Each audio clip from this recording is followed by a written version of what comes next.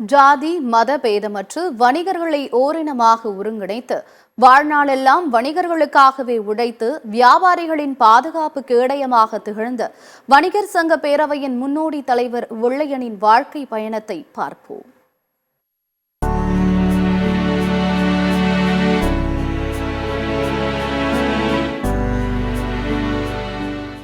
திருச்செந்தூர் அருகே உள்ள பிச்சிவுளையைச் சேர்ந்த வெள்ளையன் தமிழகம் முழுவதும் வணிகர்கள் ரவுடிகளாலும் அரசியல் கட்சியினரின் மிரட்டல்களாலும் அரசு அதிகாரிகள் காவல்துறையினரின் அத்துமீறல்களுக்கு எதிராக சட்ட ரீதியாக போராடி சங்கத்தை கட்டமைத்தார்.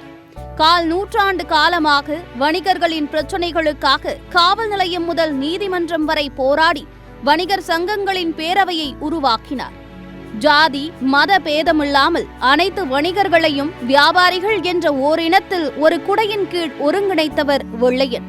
வணிகர்களுக்காக முதன்முறையாக மாநாடு நடத்தி அவர்களின் கோரிக்கைகளுக்காக அரசின் கவனத்தை ஈர்த்தார்.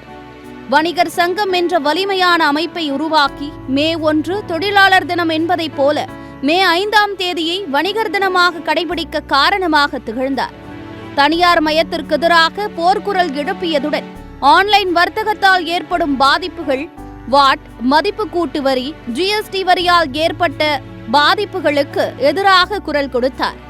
கோக், பெப்சி, வால்மார்ட் போன்ற பன்னாட்டு நிறுவனங்களால் சிறு தொழில் முனைவோர் வியாபாரிகளுக்கு பாதிப்புகள் வரும்போதெல்லாம் அரசின் கவனத்தை ஈர்க்கும் வகையில் போராட்ட களங்களை முதன்முறையாக முன்னெடுத்தவர் வெள்ளையன். தமிழ் பாதுகாப்பு இயக்கம், ஈழத்தமிழர் ஆதரவு போராட்டங்கள், இடதுசாரி கட்சிகளின் போராட்டங்களில் பங்கேற்று வணிகர்களை அரசியல் சக்தியாக வழிநடத்தியவர் வெள்ளையன். தமிழில் பெயர் பலகைகள் வைப்பதற்காக பாடுபட்டவர். அரசியல் சமூக ரீதியாக வணிகர்களின் வாழ்வு மேம்பட பாடுபட்டு முன்னோடி தலைவராக திகழ்ந்த வெள்ளையன் மறைந்தாலும் மே 5ஆம் தேதி அவர் உருவாக்கிய வணிகர் தினத்தின் மூலம் வணிகர்களின் உரிமை குரல் காலமெல்லாம் ஒலித்துக் கொண்டே இருக்கும்.